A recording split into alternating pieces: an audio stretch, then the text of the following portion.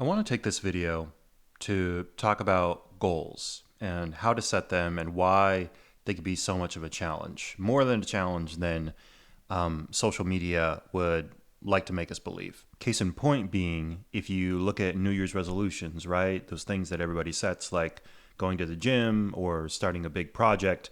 After a few weeks, you start to lose a lot of momentum and then you just kind of give up. And even when we start these New Year's resolutions, we use a format like SMART goals, which is the most common one that's probably out there, which is making the goals specific, measurable, attainable, relative, or relatable, and then time bound, meaning you set an end time for when you want to achieve these goals. But like I said, even when we set these goals, after a few weeks of trying to do them, we realize that emotionally, they become much more difficult to maintain. So there's two components when setting a goal and attaining a goal. There is the rational and logical component, which is planning it all out, and that's when you use SMART goals. But then there's also the emotional component, right?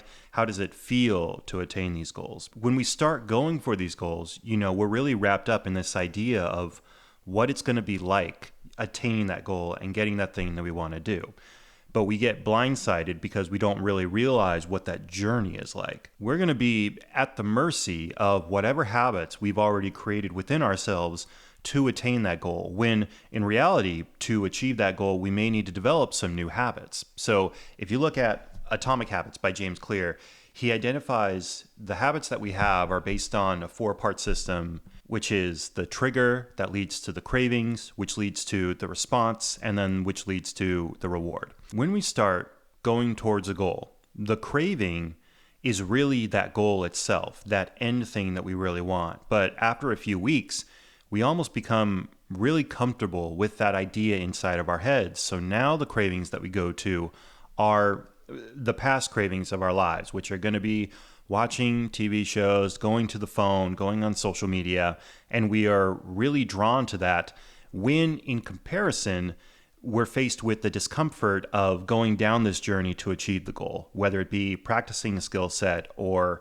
reading a thick textbook to gain some knowledge. Another way to put it is that whenever our body is in an uncomfortable state, we've kind of already told ourselves subconsciously, and our body knows that we have a way to fix this uncomfortability, which is to go to social media or to eat good food or to go to sleep. We are in an age where boredom and uncomfortability can be fixed really quickly in the palm of our hands. When it comes to the aspect of change and growth, we really have to go through those growing pains to learn the new skill and develop ourselves in a more professional manner. Essentially, when you are going down this path, when you're going down this road to achieve a goal, and you are in an uncomfortable state and you're pushing a lot of brain power to achieve this end, your subconscious is telling yourself, hey, I know how to fix this problem. You go to your phone, you go eat some food, because that's going to make you feel better. And it's almost like this screaming voice in your head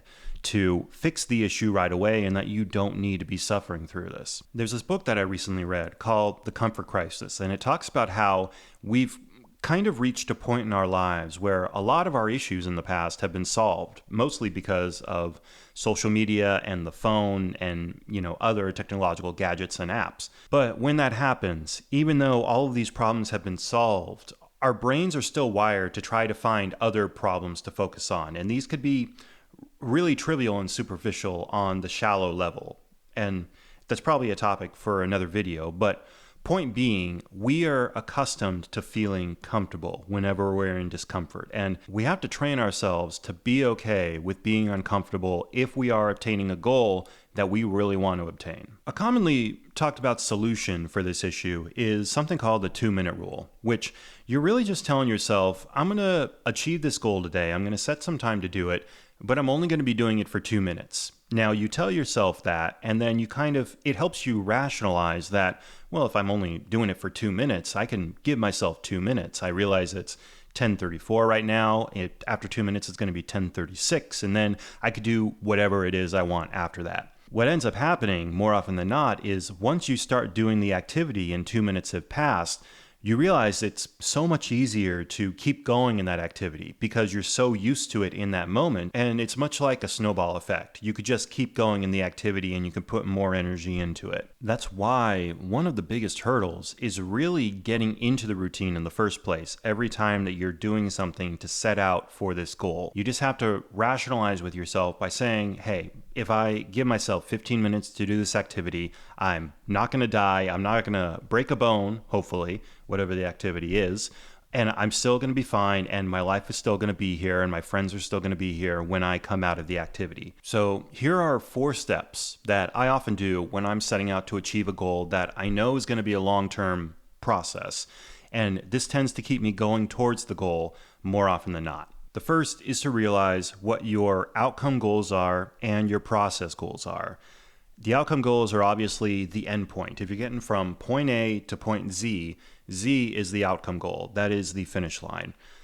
The process goals are those mini steps that you need to do along the way to achieve that goal. This can be going to a few classes. This could be reading textbooks. This can be learning certain skills to get you there. You write down as many process goals as you can identify that you need to do in order to get to the outcome goal. Another thing to ask yourself when you're setting your outcome goal is specifically, what is it that you want to achieve? Once you achieve this goal, how do you see yourself using this goal?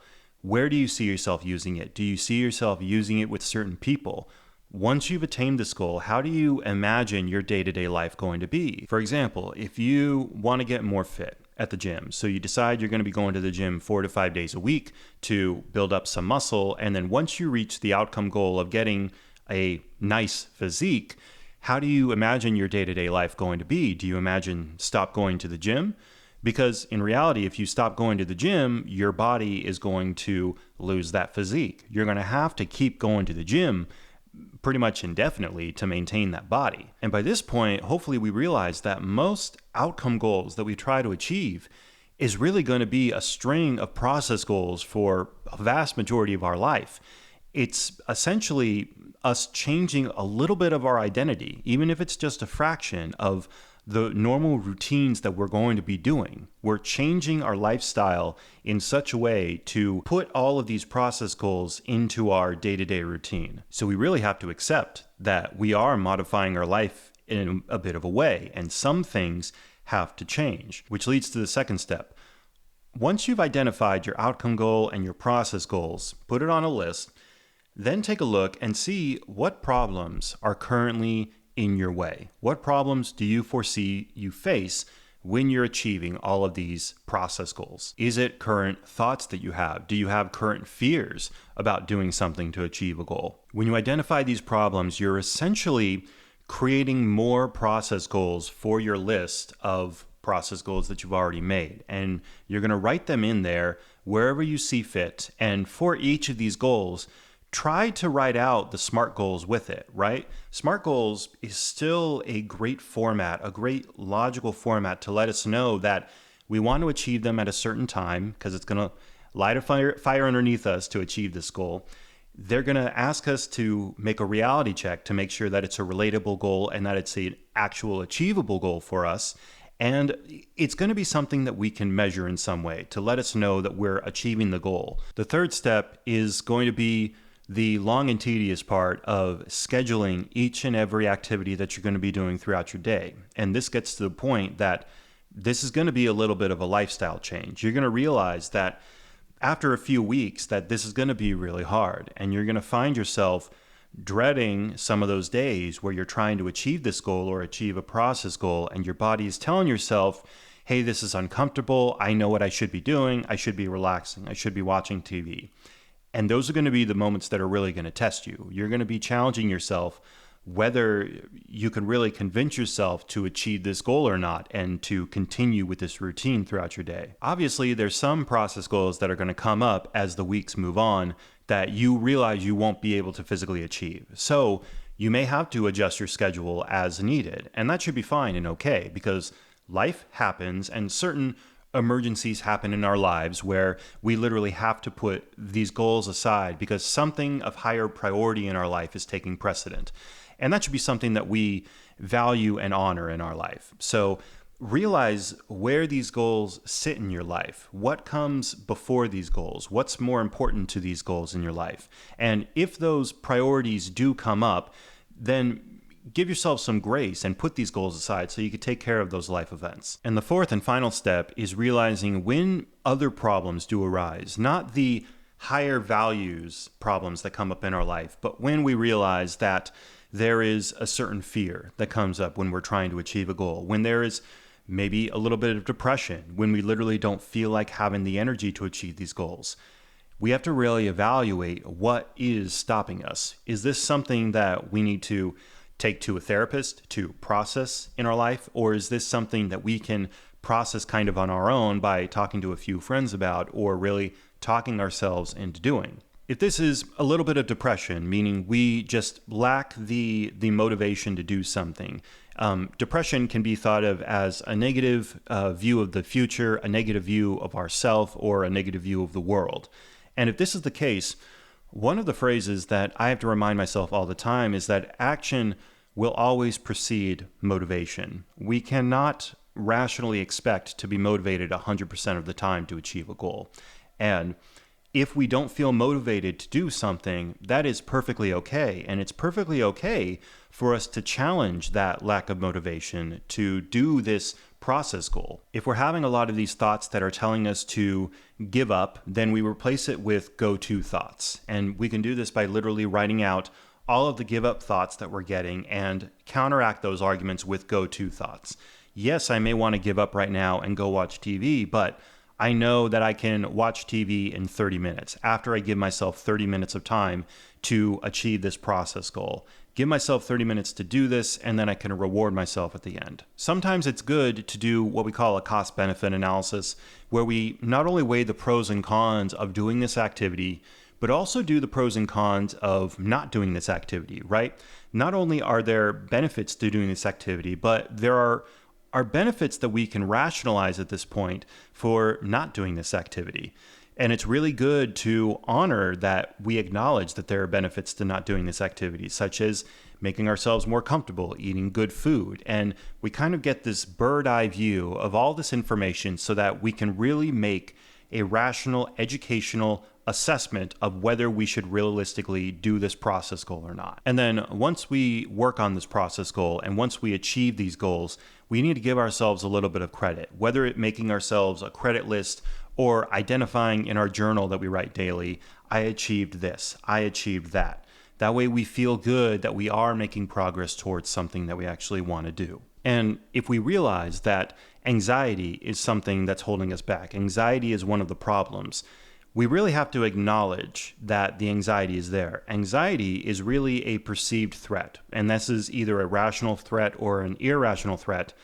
We create something called a coping card, and we start that coping card by first acknowledging that, yes, I may feel this way. I may feel the knot in my stomach when I do this activity. I may feel this sense of dread. I may feel I may lose some social status or what have you.